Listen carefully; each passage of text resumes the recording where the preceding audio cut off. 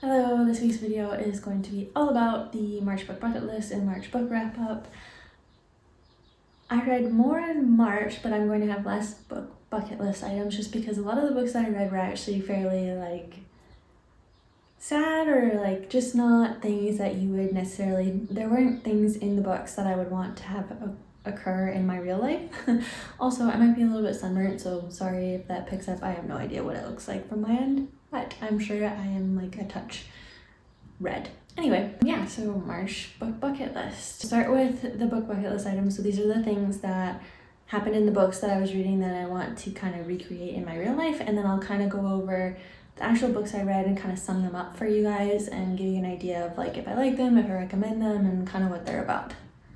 So it was weird. March kind of started off with a slow, I would say I was in a bit of a reading slump. I really couldn't figure out what I wanted to read. I felt I don't know, I think I am maybe a bit of a mood reader and nothing was just hitting right. It was a bit of a hit and miss month. I read, I'm trying to think, 5 books and then a couple other things that I wouldn't really consider books.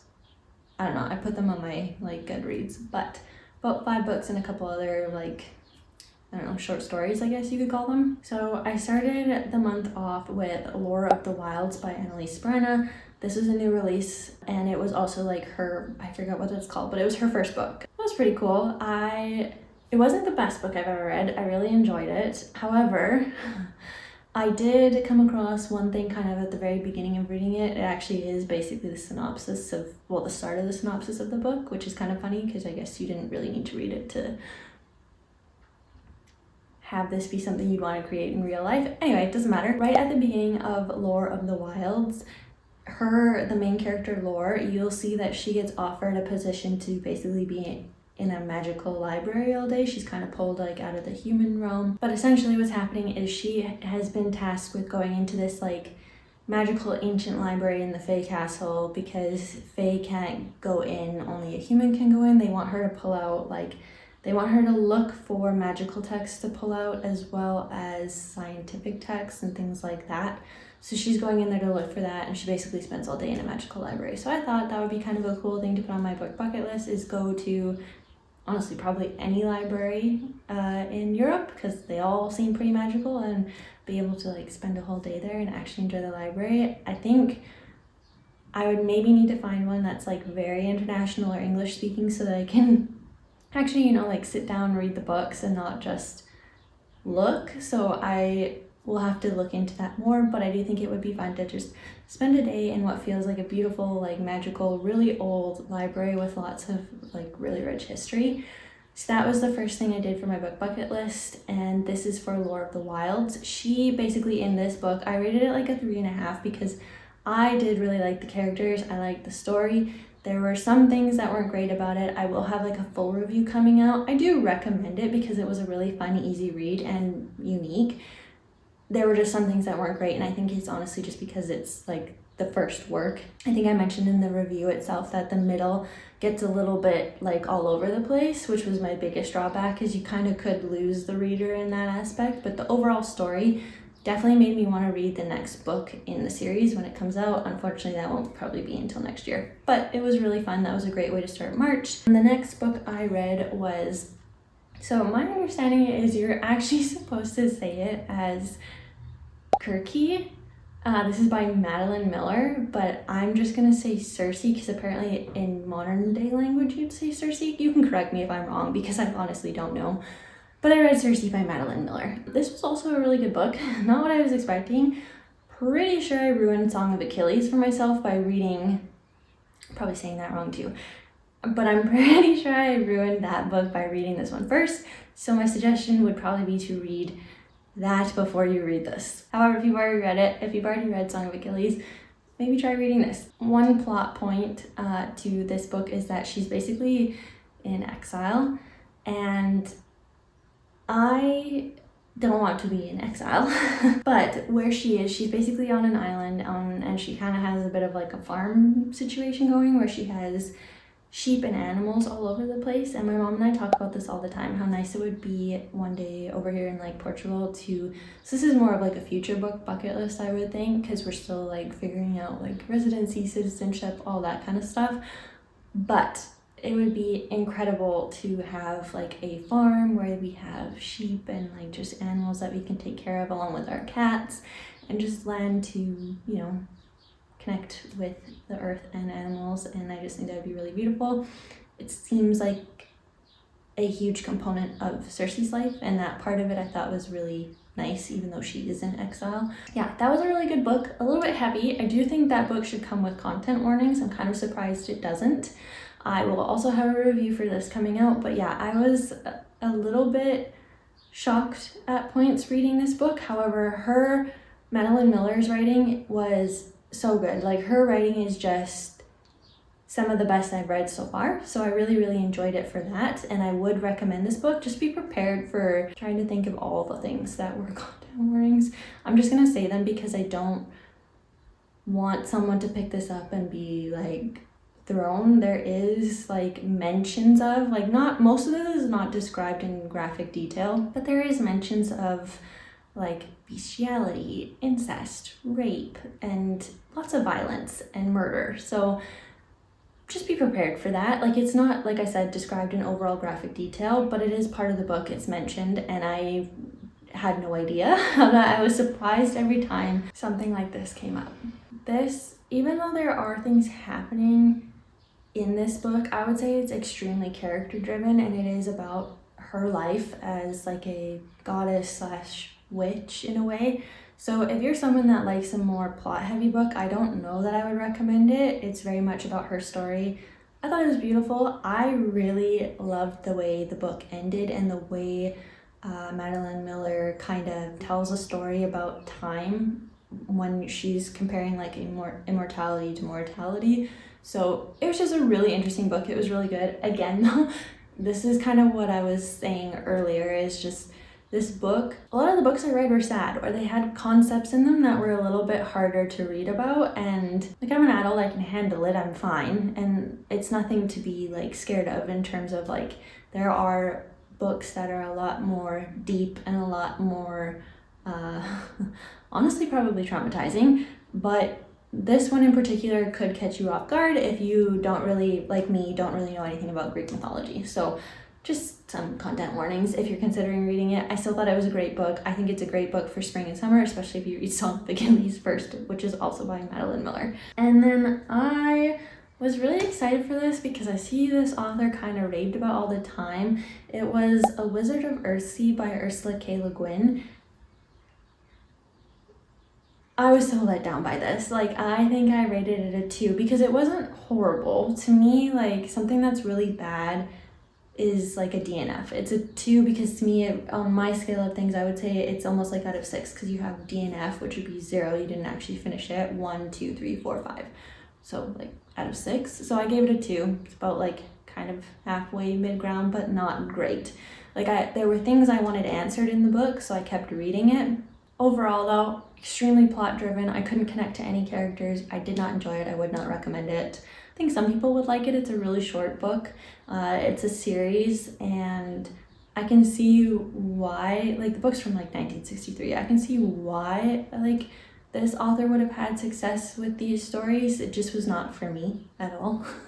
So I wouldn't recommend it. Honestly, I got nothing from this. I did not have anything that happened in the book that I maybe either haven't already kind of done in my life, or that I was inspired to go out and do from the book itself.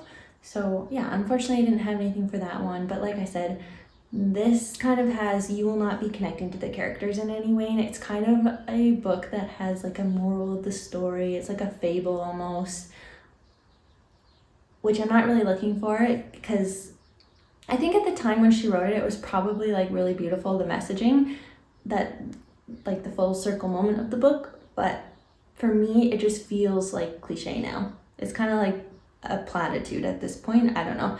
You could probably put a lot of labels on it, but yeah, as far as fantasy books goes, it was just okay. And then, which is kind of unfortunate because I was really looking forward to that one. A lot of kind of sad things happened in that one too. If you're someone who likes more plot heavy, I know that I posted a poll and not very many of you like plot heavy. so I'm not too worried. But yeah, I'm still going to review it just in case it's something that you've seen around and you're interested. I'll get more into detail, but yeah, there's nothing in this for my book bucket list, unfortunately, and overall I would not recommend the book. Then this is actually going to be the last thing for my book bucket list. The last two books I read were Divine Rivals and Ruthless Vows by Rebecca Ross. These are obviously very popular YA romantasy. The first book was so good. I cannot believe how long it took me to read this because that first book was so good. But again, in these books, some of the concepts, because the world around them, it's wartime basically. So your entire world around you is at war, or is going to be at war, and it's just it's very emotionally moving, I think, especially considering it's YA, but it was just so sad. I am a little bit surprised that I didn't cry while reading this, if I'm being honest. Maybe I'm just getting a tougher skin while I read these books. Yeah, everything I read was just kind of I know this is a horrible way to describe it, but it was kind of a downer, which made me feel like I was in a bit of a reading slump in March. And it's fine when things talk about more serious messages, but it just felt like every single thing I was reading kept reiterating it, and it was one of those things where it makes reading not really that enjoyable anymore. So that was kind of unfortunate. Yeah, I am so excited for April because my TBR was picked, and it's going to be so fun. But anyway, bear with me. Divine Rivals. You need to read this if you haven't. I am shocked that I didn't read it sooner. The only thing I will say is, yeah, the fantasy aspect of this book is pretty much non-existent. There's a couple of magical quirks throughout the book, but I would say it's just not really there. But it's so good. The romance, specifically if you like romance or historical romance, I think you would really like this. The love story is so beautiful. Ruthless Vows, so the second book in the duology, however, I did not think it was as good as Divine Rivals. I felt like the love story kind of got swapped out for a little bit more of the fantasy element, and it kind of lost me because of that. I think if you really like fantasy, the fantasy would still be a letdown at that point. However, I'm not saying it was bad. It just wasn't as good as the first, but it was so good. And I think if you read the first, naturally you're going to want to read the second and have all your questions answered. I would definitely recommend both. I would read both. I thought they were great. First one, in my opinion, is better than the second though. And yeah, it's just a really beautiful historical romance in my opinion, and it is YA, so there is that aspect too, but I thought it was really well done. So something I've never really done is I have a couple times put flowers or plants in pots, just your typical standard pot. But something mentioned in this book, and honestly gardening and regrowth and life through plants and gardening and stuff was touched on quite a bit. But one specific note that I made on in my Kindle annotation was there was a section where they mentioned that she's in, I believe it's Marisol's house, hopefully I'm saying her name right, and there are pots, but they're not pots, so they're kind of just vases and cups and just random things that are not typically intended for plants, and that they had put plants and flowers and all these unique things to hold the plants and flowers, and I just thought that was really cute, and I think it would be really lovely to one day have a collection of them and just have them all together in their unique little containers. And yeah, I don't know, I thought that would be really nice to just have plants and a bunch of things that you wouldn't traditionally think that they would be in, and it would be really cool to be able to plant them all and actually go and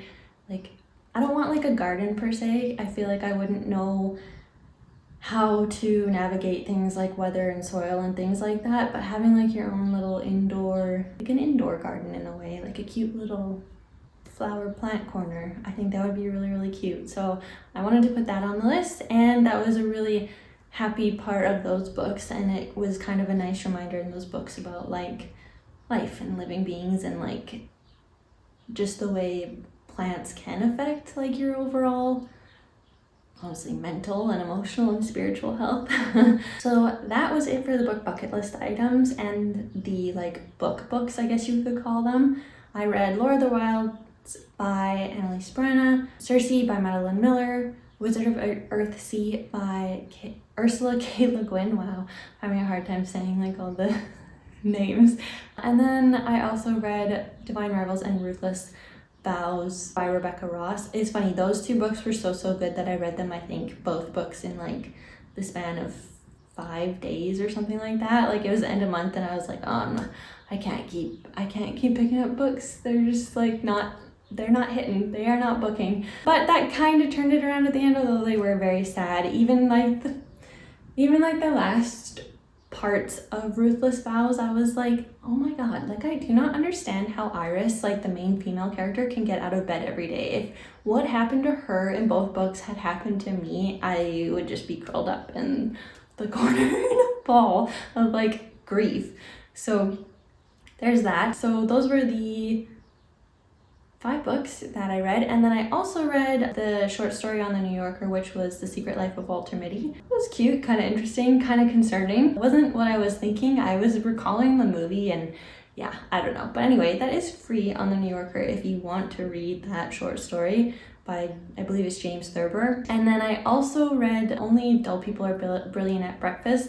This is like a collection of quotes from Oscar Wilde, and I read that at the beginning of the month, I think after Lore of the Wilds, and that was so funny. I didn't give this like a rating, but I think it's like $2 on your Kindle, and there were so many things, like don't get me wrong, he's obviously like kind of an arrogant POS in my opinion when you read it, but it's still really funny. Like the wit and the way he does talk is funny, and it kind of makes you wonder like what's for real and what's not. That was really enjoyable for me. I thought that was really funny. But I do have, that is kind of like my sense of humor, so I think that's why I liked it. And yeah, so that was all the books and non-books. It was not my favorite reading month, if I'm being completely honest. A lot of these books contain a lot of like heavier material that were a little bit harder to read. Not exactly like your fun-loving, joyful romance or like romantic-y. A little bit intense, which I don't mind, but it kind of felt like all of them were like that. And then like honestly, there were multiple points where I just felt like I was just like, this is heavy, which is fine. But I mean, there's a lot of that going on in the world, and I like to give my energy to that in that sense, in the reality of things, not necessarily in something that is not real. But I will say there's a lot we can learn from books in that aspect. It reminds us that those are realities in real life, so that is a good thing too. I will say I am very excited for April. My TBR is, if you ever watched that video, I'm so excited to read those books. It's not even funny. Plus, we have a buddy read going on. I am doing it with @DebateBooks and then @Reads with Shuba. So this is Deb and Shuba, and we are reading this together, and it's actually really fun. If you want to read this book while we are, please feel free to do that too. Yeah, it's really fun. I'm really looking forward to get back to you guys around April. If you're considering reading any of these books, let me know. If you have any questions, I would be happy to answer them. But yeah, it's a bit of a sad reading month, but that's okay. I'm looking forward to April though. I'm also extremely excited for spring and summer. So many changes are coming my way in my life too, so I'm excited to update you guys on that as far as like living in Portugal and just reading in general and what that's gonna look like over the summer. So this was my March, and I hope you guys have a great April, and I'll talk to you soon.